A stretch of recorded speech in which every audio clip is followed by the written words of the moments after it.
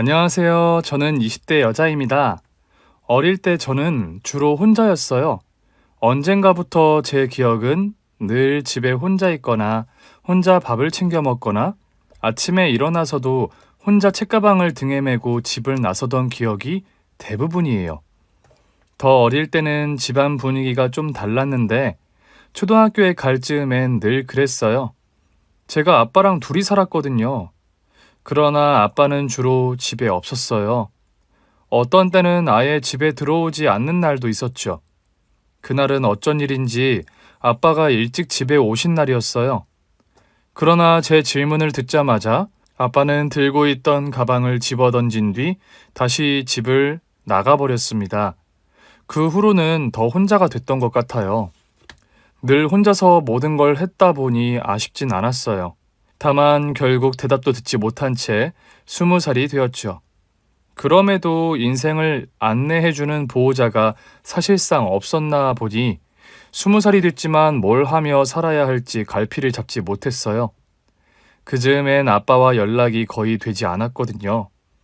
아빠는 제가 클수록 집에 오는 날이 더 줄었고 어떤 달은 생활비를 주지 않기도 했거든요. 갈피는 못 잡아도 먹고는 살아야 하니까 편의점 아르바이트를 시작한 거죠. 다행히 인심이 좋은 편의점 사장님을 만나서 무기력했던 삶이 조금은 나아졌어요. 편의점 사장님은 겉보기엔 까칠한 할머니셨는데 제가 3달 넘게 일을 하니까 그제야 마음을 여시더라고요. 혼자 살아? 아빠 계시는데 잘 못 봐요. 혼자 벌어서 먹고 사는 거야? 사실상 그래요. 자정 넘으면 유통기한 지나는 것들 다 가져다 먹어. 전부 다요? 먹을 만큼만 가져가야지. 유통기한 지난 거 계속 두고 먹을 거 뭐 있어? 매일 와서 먹을 만큼만 가져가. 감사합니다. 덕분에 좀 밝아지기 시작했죠. 그러다 어느 날부터 웬 대학생 오빠가 자꾸 눈에 띄더라고요. 이거 드세요. 마실 걸 2개 사더니 불쑥 저한테 하나는 주고 가기도 했고 또 어떤 날은 아예 다른 간식을 사주고 가기도 하더라고요. 처음엔 좀 어리둥절했는데 하루는 친구들이랑 우르르 와서는 밖에서 저를 흘끗거리며 안절부절 못하고 있더라고요. 왜 저러나 싶었지만 매장을 정리하느라 신경을 못 쓰고 있었어요. 그런데 매대 정리를 하는데 불쑥 뒤에서 그 남자의 목소리가 들리더라고요. 저기... 아, 깜짝이야. 죄송해요. 뭐예요? 갑자기 뒤에서 뭐 계산해드려요? 그게 아니라 할 말이 있는데요. 네? 연락처 좀 주시면 안 될까요? 제 전화번호요? 왜요? 저는 그때까지도 그가 저를 좋아한다는 생각은 전혀 할 수 없었습니다. 그땐 그냥 먹고 사는 게 제일 중요했어요. 그것 외에는 관심도 없었고요. 편의점 아르바이트가 돈을 많이 주는 건 아니어도 제 상황에서 연명은 가능했기 때문에 만족하는 중이었어요. 갑자기 끼어들어온 예상치 못한 상황이 당황스럽더라고요. 제가 좋아해요. 언제 봤다고 절 좋아해요? 제가 계속 뭐 드리고 그랬는데. 아, 그랬죠. 그냥 호의인 줄 알았어요. 불편했어요? 아니 뭐 먹을 거 주는데 불편한 건 또 뭐예요? 먹을 거 주는 거 좋아해요? 네, 먹고 살기도 힘든데 먹을 거 주면 좋죠.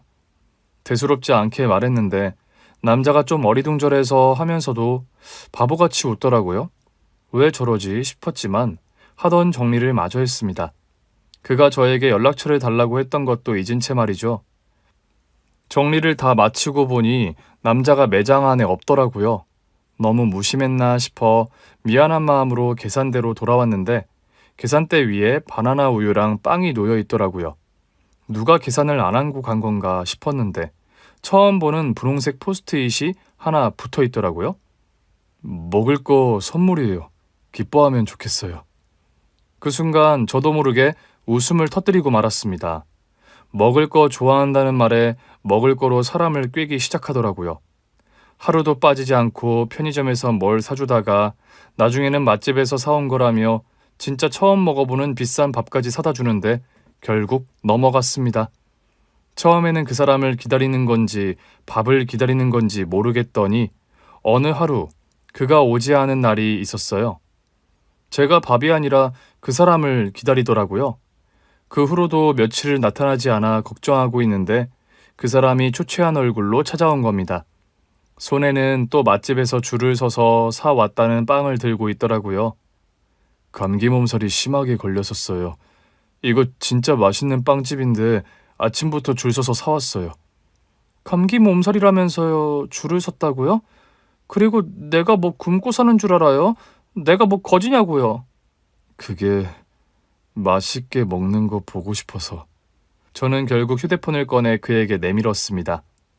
번호 불러요. 네? 번호 부르라고요. 맨날 나타나던 사람이 며칠을 안 보이면 내 속이 어떻겠어요? 실은 초췌한 그의 얼굴을 보고 너무 속이 상했던 건데 저도 모르게 그를 원망하고 있더라고요. 그러나 사실 그 순간 원망스러운 건 저였어요. 저는 바로 그 남자와 번호를 교환했고 그때부터 사실상 우리의 연애가 시작됐습니다. 처음으로 느껴보는 내 사람의 존재는 대단했어요. 더더구나 20살이었으니 오죽했겠어요. 그 사람이 내 세상의 전부인 것 같았고 뭐든 다 줄 수 있었어요.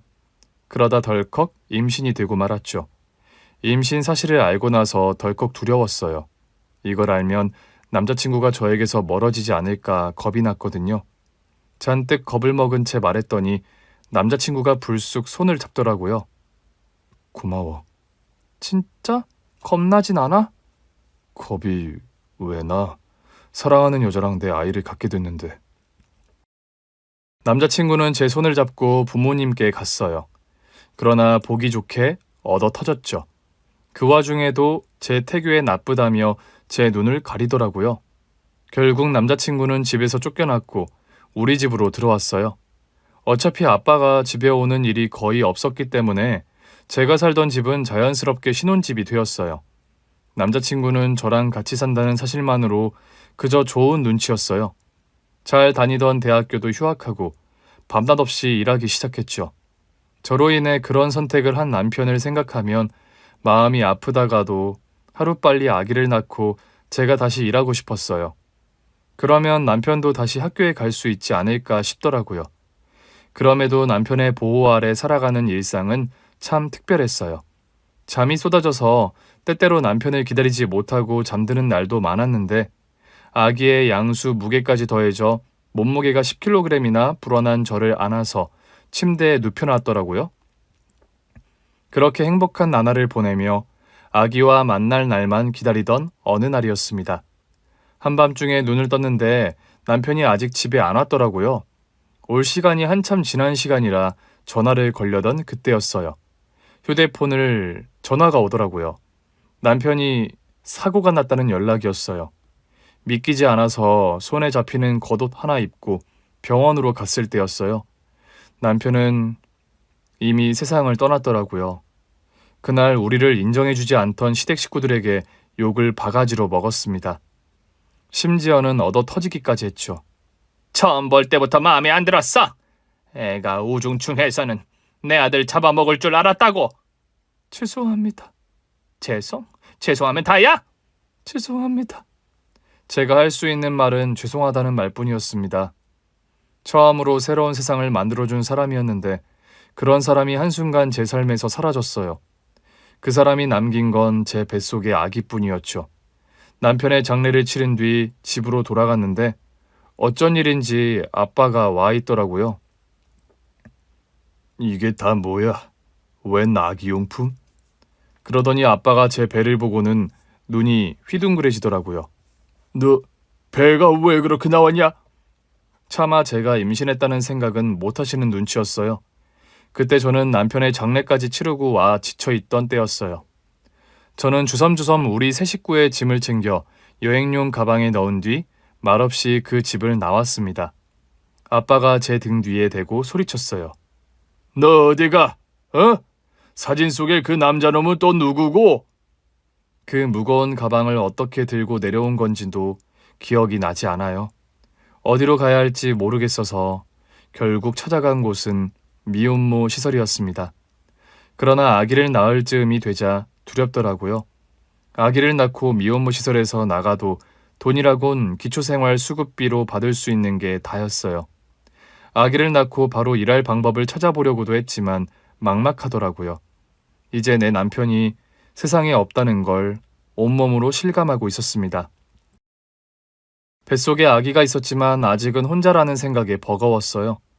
도저히 안 되겠다 싶어서 아빠한테 연락했더니 아빠가 그러더라고요. 돈? 나 버리고 집 나간 게 이제 와서 돈? 아빠, 그때 나 배불러 있었잖아. 아기 가졌던 거야. 사진 속 그놈이랑? 그럼 잘됐다. 나 용돈 좀 줘라. 뭐? 딸이 출가했으면 아버지한테 용돈 줄 생각을 해야지. 안 그래? 그 일로 아빠와 다시 연락되면서는 종종 돈 달라는 요구까지 받게 됐죠. 인생이 꼬이려고 하니까 끝도 없이 꼬이더라고요. 알고 보니 아빠는 날마다 술과 도박으로 보내고 있었더라고요. 제가 20살이 되기 전부터 이미 그렇게 살고 있었다는 걸 뒤늦게 알게 됐죠. 내 피부치 하나 제대로 못 돌보고 있는데 아빠까지 엉망으로 살고 있었다니 모든 게 막막하기만 했습니다. 이제라도 아기를 포기할까도 생각했습니다. 내 몸 하나 건사할 능력도 없으면서 자식을 낳으면 고생만 시키는 게 아닌가 싶더라고요. 아기한테는 미안했지만 민간요법도 찾아보고 그랬어요. 하지만 끝내 시도도 해볼 수 없었죠. 그래도 이 세상에 유일하게 남은 남편의 아이잖아요. 그 애라도 없으면 내가 살 수 있을까 싶더라고요. 그때부터 그냥 버텼어요. 미혼모 시설을 나간 후의 일은 그때 생각하자 싶었습니다. 그러나 제가 그 시설에 있는 걸 안 아빠는 툭하면 찾아와서 시설을 난장판으로 만들었습니다. 참다 못한 시설 대표님이 저를 불러서 조용히 퇴소를 권하시기도 했어요. 비록 우리가 보호해야 하는 게 맞는데 이렇게까지 피해를 주는 경우는 처음 봤어요. 혹시 다른 게 갈 곳은 없어요? 몸을 숨길 만한 곳이라도 있으면. 혹시 대표님이 소개해 줄 만하신 다른 시설은 없을까요? 다른 시설로 가봤자 또 쫓아오실 것 같은데. 다른 미혼모들이 너무 힘들대요. 나도 웬만하면 버텨보겠는데 다른 미혼모들이 힘들다고 아우성이라. 알아요, 곤란하신 거. 저 혼자 있는 것도 아닌데. 저도 죄송하게 생각해요. 일단 아기 낳을 때까지만이라도 있으면 안 될까요?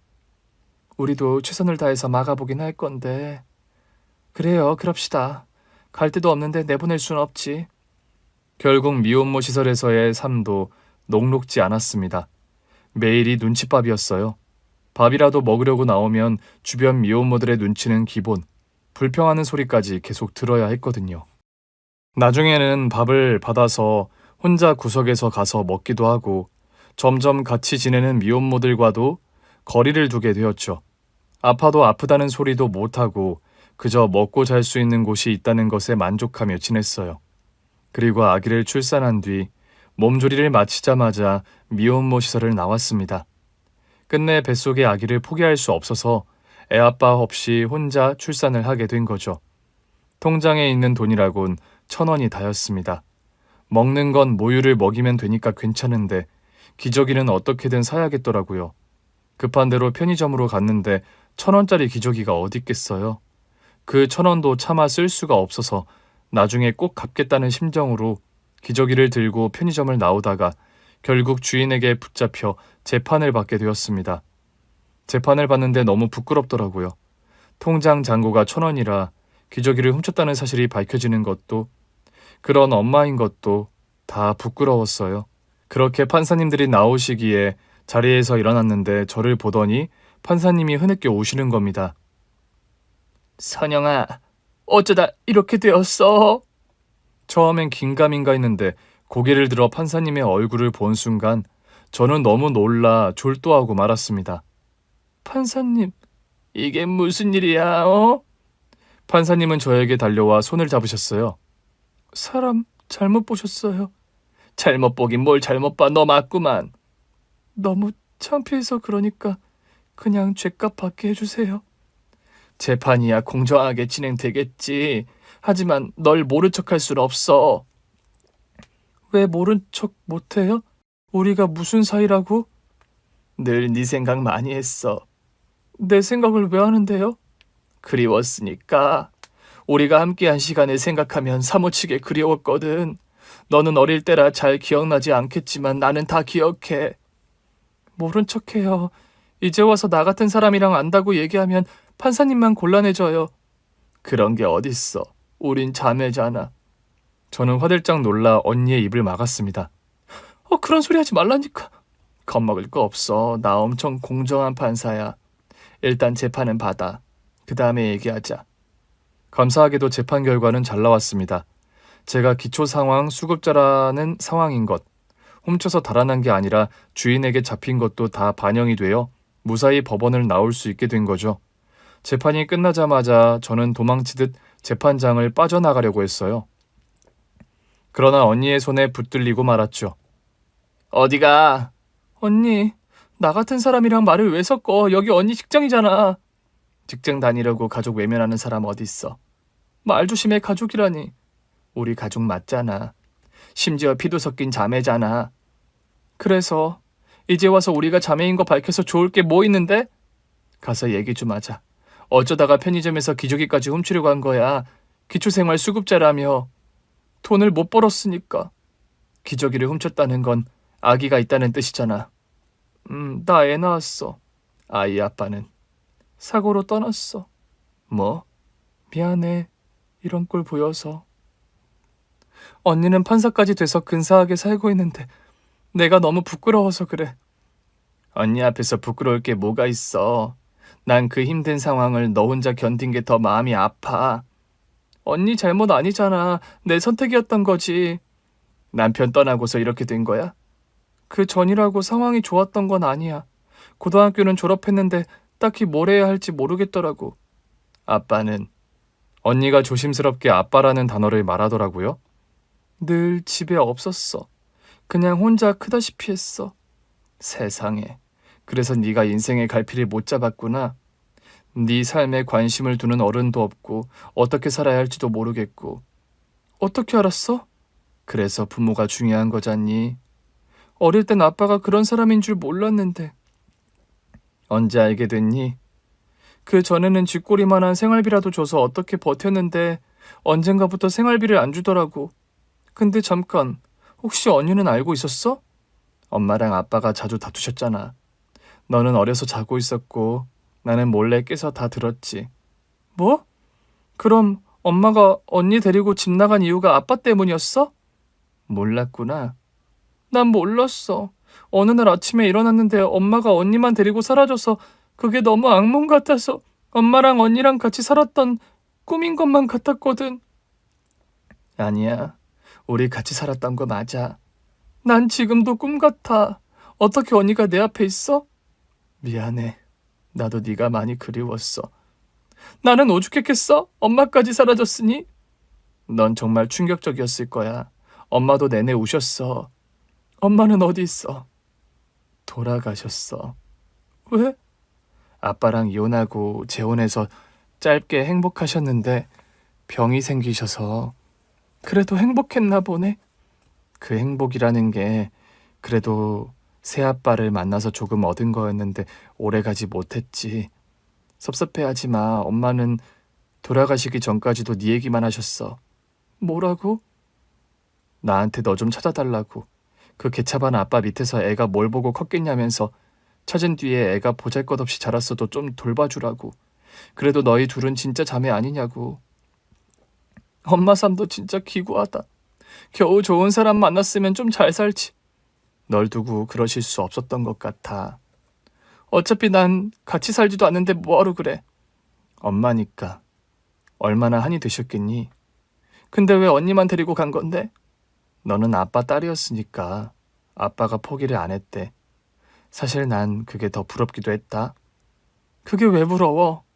엄마랑 나 처음에 집에서 나가서 오갈 데가 없었어. 그래서 고시원 하나 겨우 빌려서 지내면서 연명했는데 그때마다 집이 생각나더라고. 너는 아빠 딸이라서 그 집에서 살고 있겠구나 생각하니 내 처지가 불쌍했어.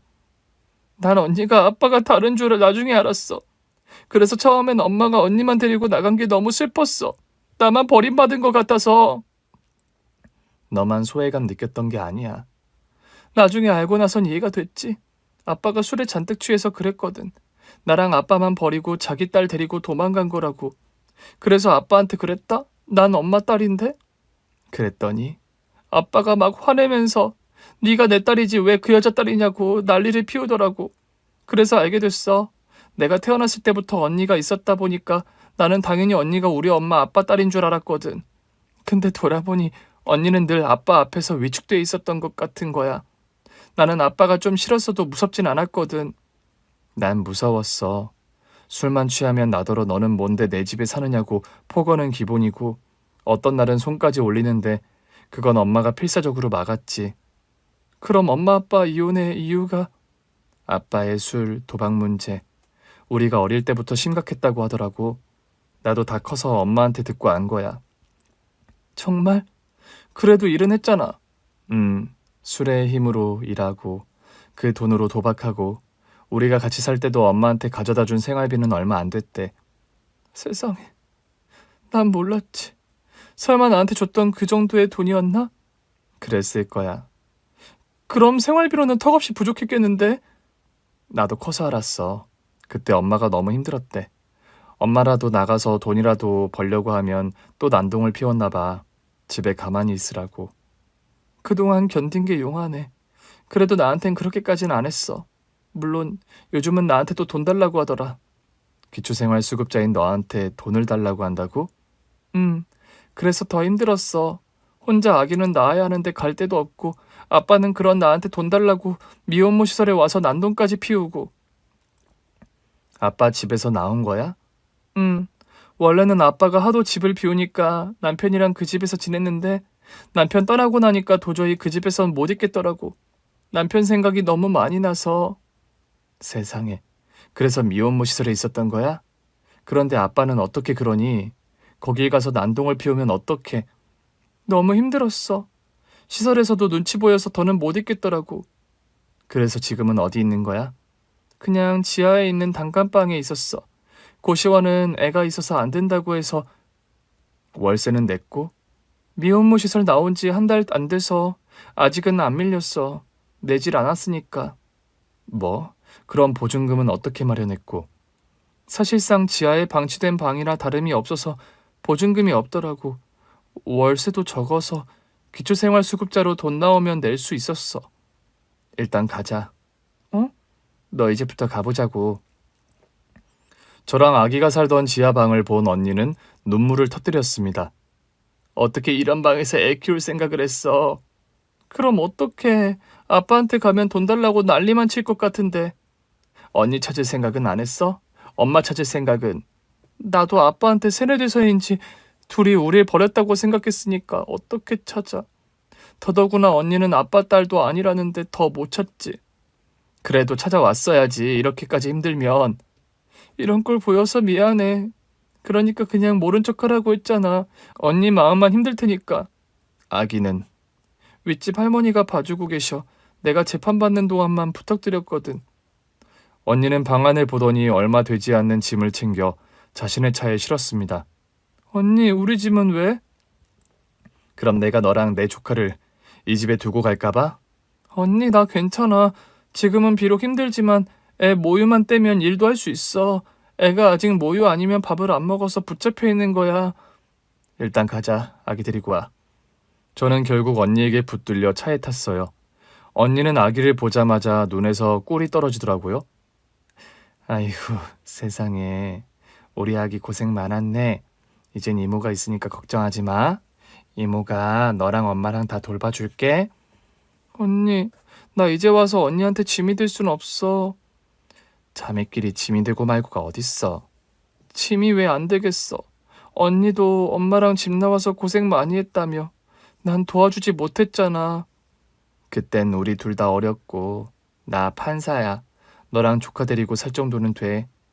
언니는 결혼은 안 했고? 만나는 사람은 있어. 정말?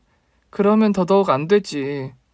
만나는 사람이랑 같이 사는 것도 아닌데 안 될 건 또 뭐야? 내 집이야. 내 집에 내 동생 데리고 산다는데 누가 뭘 할 거야. 일단 언니를 따라가긴 했는데 마음이 너무 불편하더라고요. 일단 아기부터 씻기자. 언니는 어설픈 동작으로 저를 따라 아기를 씻기기 시작했고 제가 아기 옷을 입히는 동안 저녁도 만들어줬어요. 미안. 너 데리고 올 줄 알았으면 장을 좀 봐두는 건데 일단 간편식으로 먹고 맛있는 거 시켜줄게. 지금은 배 너무 고프잖아. 언니도 저도 갑작스러운 재회로 인해 정신이 하나도 없을 때였어요. 정신 차리고 보니 배에서 끄르륵 소리가 나고 있었죠. 언니와 간편식으로 저녁을 먹는데 갑자기 웃음이 나는 겁니다. 이러고 있으니까 어릴 때 생각난다. 난 아까부터 이미 생각하고 있었어. 너 기억 안 나지? 우리 어릴 때 바비 인형 물에서 씻기면서 논 거. 딱 기억해. 그래? 아까 우리 조카 씻기는데 딱 그때 생각나더라. 애가 어쩜 저렇게 순하니? 아기는 젖을 먹고 잠들어 있었어요. 천사가 따로 없어. 그러니까 벌써 효자네. 난 그것도 짠해. 애가 막 울면 안 된다는 걸 아는 건지 잘 울지도 않고 태어나서부터 눈치 보고 크는 것 같아서 마음이 아파. 아직 어려서 그래. 조금 더 크면 엄청 사고치고 다닐걸? 애도 안 키워본 언니가 그건 또 어떻게 알아? 너 크는 걸 다 봤잖아. 내가 네 똥기저귀도 다 갈았다? 그건 알지. 이거 다 먹고 치킨 시켜 먹을까? 그래도 돼? 하여튼 정승은. 언니는 지갑을 가져오더니 카드를 하나 꺼내서 저에게 줬어요. 이거 체크카드야. 내가 여기다 얼마씩 넣어둘 테니까 너 필요할 때마다 가져다 긁던지 빼서 쓰든지 해. 언니가 힘들게 버는 건데 내가 이걸 어떻게 받아. 써. 나중에 너 돈 벌면 그땐 안 쓰면 되잖아. 당연하지. 그때 다 갚을게. 갚을 건 없고 그때까지 편하게 써. 언니가 돼서 이 정도도 못 해줘. 내가 없는데 어렵게 해주는 것도 아니고 충분히 해줄 수 있는 일이라 해주는 건데. 이러면 나도 섭섭하다. 갑자기 엄마 보고 싶다. 진즉에 찾았으면 엄마도 봤을 텐데. 그러니까. 그때였어요. 제 휴대폰으로 전화가 오더라고요. 내가 있던 미혼모 시설에서 전화가 오네? 왜? 받아봐. 받았더니 시끌시끌하더라고요. 저기 아버님이 또 오셨어요. 네? 저 거기 없다고 하셨어요? 안 믿긴다면서 시설 안을 이잡듯이 뒤지고 계세요. 와서 좀 모셔가면 안 될까요? 예, 제가요? 그때였어요. 언니가 제 전화기를 가져가더니 그러더라고요. 제가 갈게요. 저는 언니를 말렸습니다. 언니, 내가 갔다 올게. 아기만 좀 봐줘, 응? 아니야, 같이 가. 언니, 가뜩이나 아빠한테 좋은 기억도 없으면서 굳이 그럴 거 없어. 나 괜찮으니까 앞장서. 아기는? 1분 내로 윗집에서 사람 올 거야. 결국 저는 언니의 차를 타고 제가 지냈던 미혼모 시설로 향했어요. 도착했더니 경찰차도 와 있고 아빠가 경찰들 손에 연행되고 있더라고요. 연행되던 아빠가 저를 보더니 버럭 소리쳤습니다. 이 자식들아, 쟤가 내 딸이야. 보호자 왔으니까 이제 놓으라고. 이분 따님 맞습니까? 네, 맞아요. 일단 같이 서로 가시죠. 일단은 경찰을 따라가려고 몸을 돌렸는데 아빠의 시선이 언니를 향했어요. 여보? 갑자기 언니를 보며 여보라고 부르더라고요. 경찰이 이해하라는 듯 말했습니다. 이분 지금 만취 상태예요. 일단 서로 가셔서. 그런데 언니가 아빠의 앞을 가로막고 서더라고요. 여보라고요? 당신 하나도 안 늙었네? 나만 늙었네? 내가 이럴 줄 알았어. 네가 나 떠나서 잘 먹고 잘 살 줄 알았다고. 그게 억울해요? 억울하지. 딸 있는 미혼모 데려다 결혼을 줬더니 내 자식 하나 딸랑 낳아놓고 나한테서 도망을 쳐? 오죽했으면 도망쳤겠어요? 내가 뭘 어쨌다고. 내가 니들 위해 열심히 일한 거 말고 뭘 잘못했는데. 우리 위해서 열심히 일했다고요? 그래? 뼈가 빠지게 일했잖아. 그 돈으로 뭐 했는데요? 술 먹고 도박했잖아요. 힘들어서 그랬다. 뼈가 빠지게 일하니까 당연히 힘이 들지. 술만 좀 마셨으면 그렇게 떠나진 않았겠죠. 생활비라고는 얼마 갖다 주지도 않았잖아요. 남은 돈으로 다 도박했잖아요. 당신 그게 불만이었어? 내가 돈 얼마 안 갖다 준다고? 아이, 그럼 내가 번 돈인데 나는 뭐 쓰냐? 에? 그러면서 우리를 위해 살았다고 말할 수 있어요? 결국 자기 자신이 불쌍하고 자기 자신만을 위해 산 거잖아요. 딸도 안 돌봤잖아요. 내가 안 돌봤다고? 제가 그래? 제 말 믿지 마. 저기 발랑 까져서는 남자하고 애를 가져왔더라니까. 그러니까 이런 미혼모 시설이나 들락거리지. 그 순간 상황을 지켜보던 미혼모들의 시선이 아주 매서웠어요. 저는 서둘러 아빠에게 갔습니다. 아빠, 일단 경찰서로 가자. 넌 뭐해? 아빠랑 엄마랑 대화 나누는 중이잖아. 도대체 술을 얼마나 마신 거야? 똑바로 봐. 아빠 앞에 있는 사람이 누군지. 엄마잖아. 엄마랑 똑같이 생겼구만. 팔자가 얼마나 좋았으면 하나도 늙지를 않았네. 엄마, 이제 이 세상에 없대. 그게 무슨 소리야? 내 앞에 있구만. 너 솔직히 말해. 니들 나 몰래 연락하고 있었지? 나한테만 안 알려준 거지? 엄마 아니라고. 그럼 누군데? 아빠 끝까지 이렇게 언니한테 상처 줄 거야? 언니? 네가 언니가 어딨어? 그러다 문득 아빠가 말을 멈췄어요. 아빠는 다시 언니를 봤고 그제야 눈이 커지더라고요. 어? 너 설마? 이제 알아보시겠어요? 아빠가 끔찍하게도 싫어하던 엄마 딸이요. 네가 여기 왜 있어? 어? 넌 나 몰래 내 딸이랑 연락했어?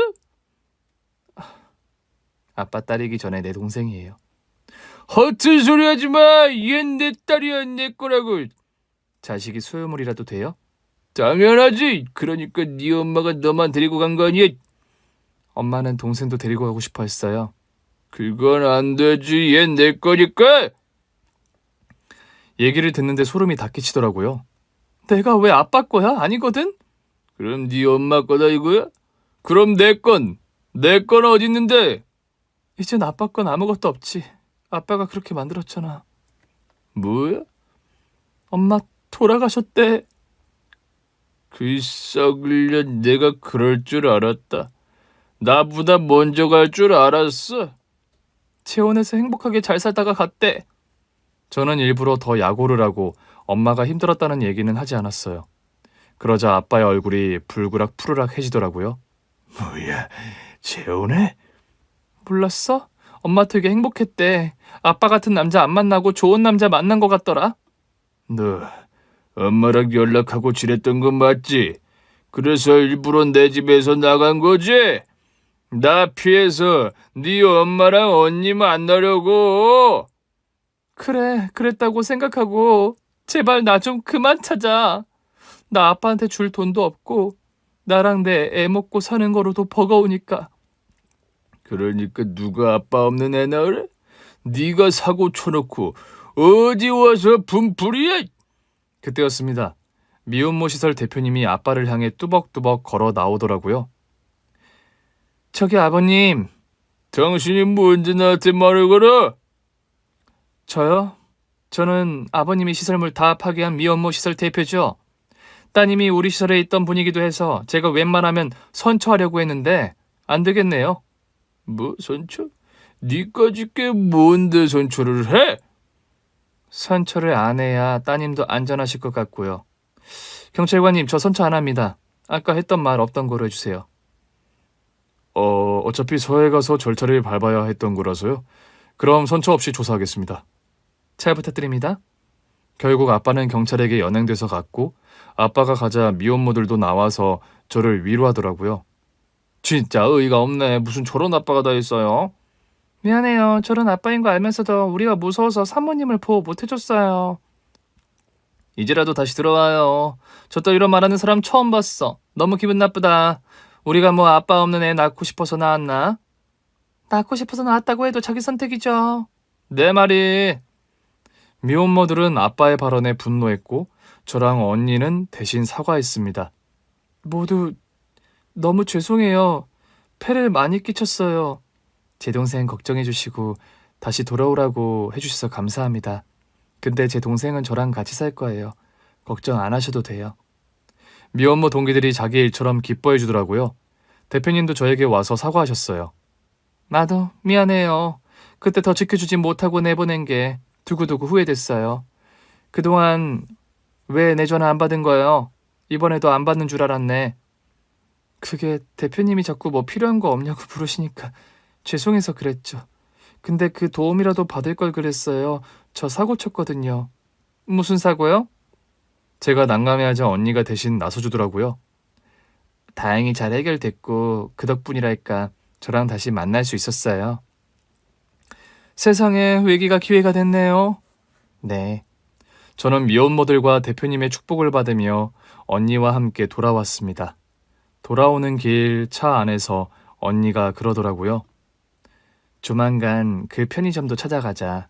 사과도 하고 뭐라고 좀 사드리고. 나 혼자 갈게. 언니까지 갈 거 없어. 저는 계속해서 저랑 아빠가 저지른 실수에 언니가 책임지는 게 미안했어요. 언니가 힘들 땐 곁에 있어주지도 못했으면서 이제와 너무 큰 도움을 받는다 싶었죠.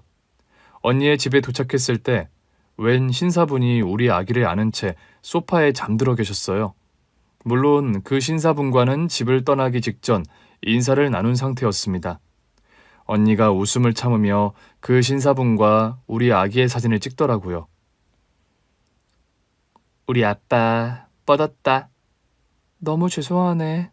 우리 아빠는 내가 도움 청하는 걸 가장 좋아해. 요즘 은퇴하시고 많이 촉촉해 하시거든. 엄마가 곁에 있었으면 참 좋았을 텐데. 늘 그리워하셔. 그러면서 엄마를 꼭 닮은 나를 많이 아껴주셔. 나 갑자기 눈물 나려고 해. 언니가 비로소 진짜 아빠를 만났구나 싶어서. 내가 지금의 아빠를 만나면서 많이 변했어. 사춘기 때 만났는데 처음엔 친구처럼 날 대해주셨고 자연스럽게 아빠의 역할을 해주셨지. 정말 감사하다. 그때였습니다. 언니의 새아빠가 일어나셨어요. 왔어? 아빠, 정말 고마워. 이제 집에 가서 편히 자. 아이고, 우리 딸 동생도 왔어요? 정말 감사합니다. 아기 보는 게 쉽지 않으셨을 텐데요. 나야말로 고마워요. 이렇게 깃털 같은 아기를 품에 안고 어루만질 기회를 주셔서. 혹시 엄마랑 아저씨 사이엔 아이가... 내가 낳지 말자고 했어요. 네? 왜요? 엄마는 낳아주고 싶다고 했는데 내가 거절했어요. 내 자식이 생기면 우리 딸을 온전히 사랑해 줄 수 있을까 싶어서. 나는 처음부터 아내랑 우리 딸의 가족이 될 생각으로 재혼하자고 했던 거거든. 그래도 아쉽지 않으세요? 아쉽긴요. 나도 첫 번째 결혼에 실패하고 엄마를 만났어요. 첫 번째 결혼에서 자식이 없었지만 그게 아쉬웠던 적은 한 번도 없어요. 자식은 신이 만나게 해주셔야 하는 거잖아요. 그런 의미에서 우리 딸을 처음 봤을 때부터 내 자식 같았거든. 그런 거예요? 자식은 신이 만나게 해주시는 거예요? 그럼 아무리 힘든 상황에서 만났어도 가족이기 때문에 같이 치유하면서 나아가는 거예요. 우리 아들이 나중에 절 원망하지 않았으면 좋겠어요. 왜 원망할 거라고 생각해요? 환경이 미안해서요. 미혼모 엄마한테서 태어나서 이모한테 겨우 도움받으며 사는 거잖아요. 언니한테 도움받는 건 부끄러워할 일은 아니에요. 언니도 가족이잖아. 언니가 가족이기 때문에 이렇게 힘들 때 다시 만나진 거 아니겠어요? 전 아무것도 못 해줬거든요. 언니랑 엄마가 저를 버리고 간 줄만 알았어요. 부모의 이혼에 있어서 자식들은 아무 죄가 없어요. 아이 아빠가 먼저 갔다면서요. 마찬가지로 그렇게 될 줄 누가 알았겠어요. 아이가 자라기 전에 엄마도 자기 생활 잘하면서 살면 되지. 꼭 그러려고요. 언니한테 고마워서라도. 내가 지켜본다. 응, 나 잘할게. 잘하고 말고가 어딨어. 그냥 언니 품에서 좀 쉬기도 해. 지금은 일단 몸조리 잘하고 잘 먹고 잘 쉬어야 하는 때야. 다음 날부터 저는 정말이지 호사를 누렸습니다. 언니가 마련해준 방에서 새벽에 아기 젖 먹이고 잠들었다가 아침에 깨면 집안에서 고소한 냄새가 진동했어요. 밖에서 소곤거리는 소리가 들리기에 나가보면 언니와 언니의 새아빠가 부엌에서 머리를 맞대고 뭔가를 하고 있었죠. 아빠 이거 맞아? 너무 이상한데.